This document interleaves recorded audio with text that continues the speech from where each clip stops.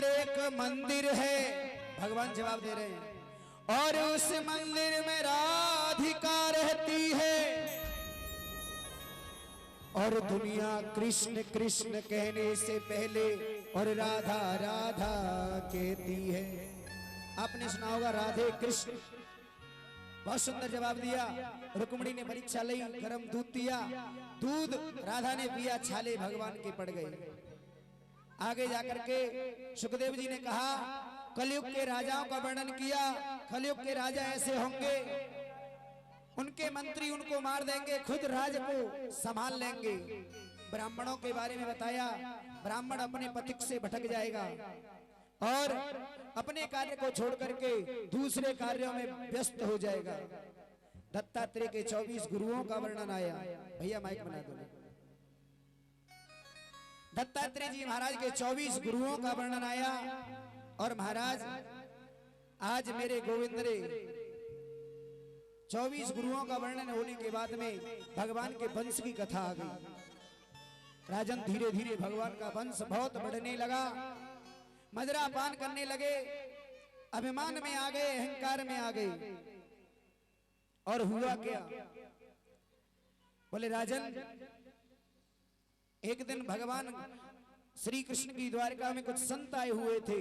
अब भगवान के जितने भी पुत्र थे उन पुत्रों ने संतों का तिरस्कार किया।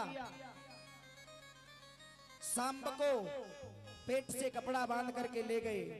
बोले बताओ इसके क्या होगा, बेटा होगा या बेटी होगी? संतों ने कहा तुम्हारी तो हिम्मत नहीं, तुम्हारे पिता की भी हिम्मत नहीं जो मेरे सामने ऐसा बोले। नेम ट्रेबल डालो, वॉल्यूम बढ़ाओ।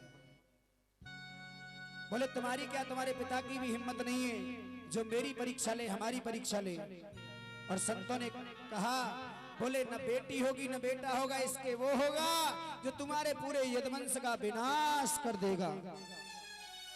सब घबरा गए, कपड़ों को हटाया और महाराज उसके एक जैसा संतों ने श्राप दिया था उसको संस्कृत की भाषा में बोलते हैं, जैसे एक मूसल हुआ और वो मूसल को लेकर के समुद्र की ओर ले गए।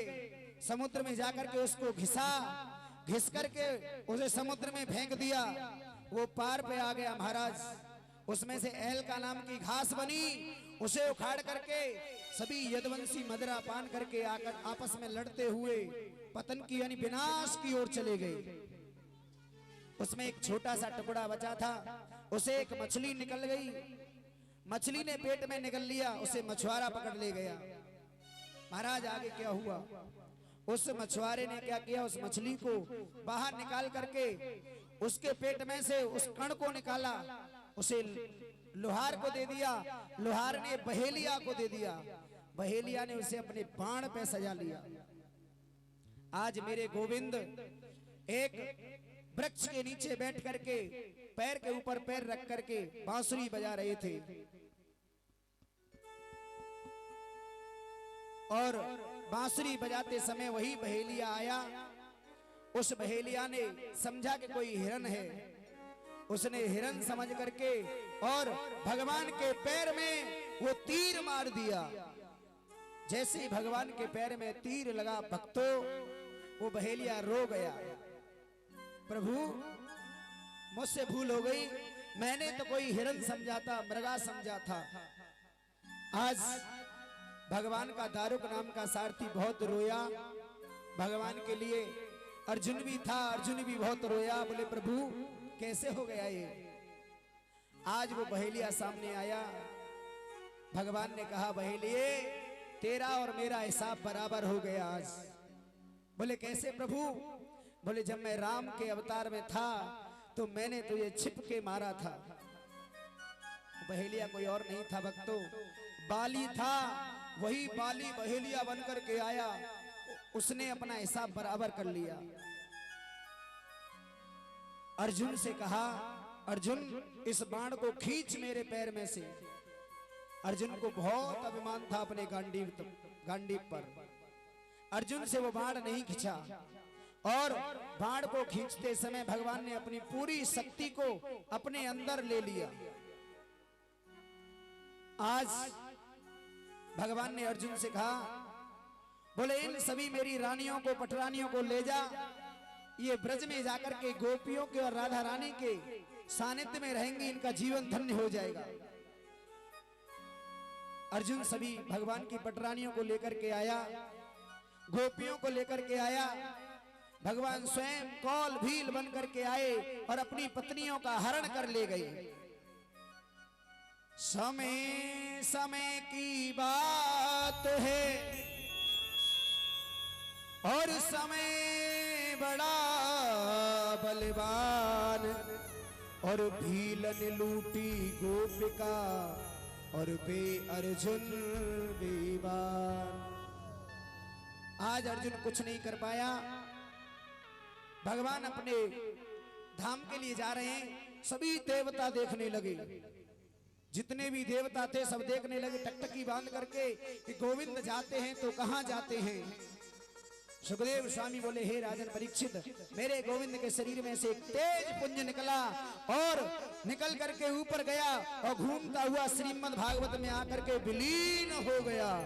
बोलिए भागवत महापुराण की जय।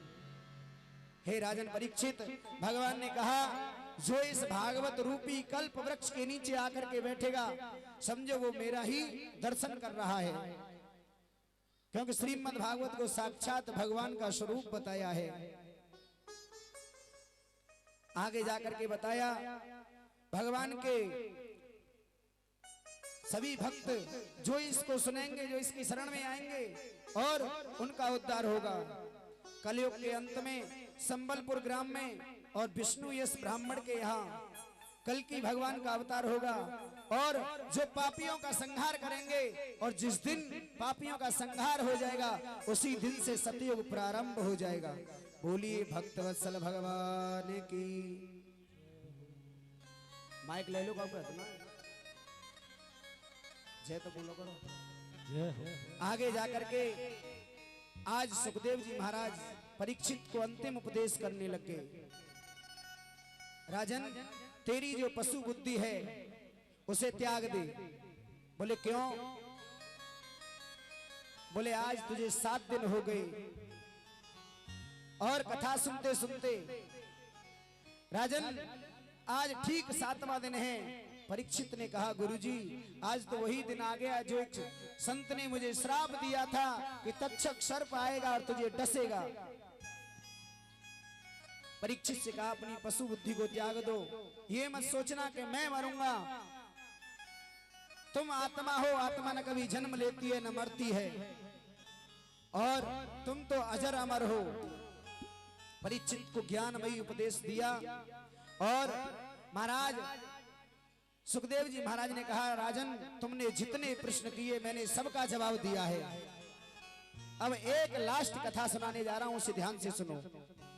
बोले राजन, तेरे ही वंश में एक राजा था, वो जंगल में गया शिकार खेलने के लिए और वहां पे एक कुटिया थी और उसी संत की कुटिया में जाकर के वो रहने लगा। राजन वो एक दिन रहने के लिए आया था। उस कुटिया में हाड़ मांस खून है और वो राजा उसी कुटिया में रह रहा है। वो कुटिया का मालिक कहने लगा, बोले भाई तू तो एक दिन कह करके आया था इसमें रहने के लिए, तुझे बहुत दिन हो गए, अब तू जा क्यों नहीं रहा है? परीक्षित ने कहा, बोले गुरुजी आप बताओ वो कौन राजा है, मैं अभी उसको निकाल करके आता हूँ। सुखदेव भगवान ने कहा, बोले वो कोई और राजा नहीं है, वो तू राजा है जो ये हाड़ मांस खून की कुटिया है इसमें बैठा है, तेरा निकलने का मन नहीं कर रहा है। आज भगवान सुखदेव के कहने पर परीक्षित महाराज ने ज्ञान को अपने जीवन में अपनाया और उस ज्ञान को मनन किया। आज भगवान सुखदेव चलने की तैयारी में हो गए तो परीक्षित ने भगवान सुखदेव का पूजन किया। भक्तों, भगवान सुखदेव का पूजन करते ही खड़े होकर के भगवान सुखदेव आसन से चल दिए। थोड़ी दूर तक तो दिखे, आगे अदृश्य हो गए।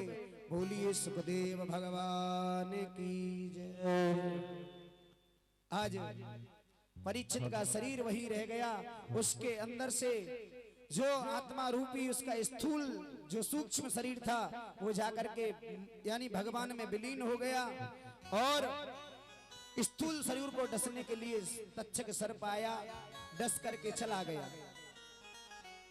अब आइए भक्तों, देखिए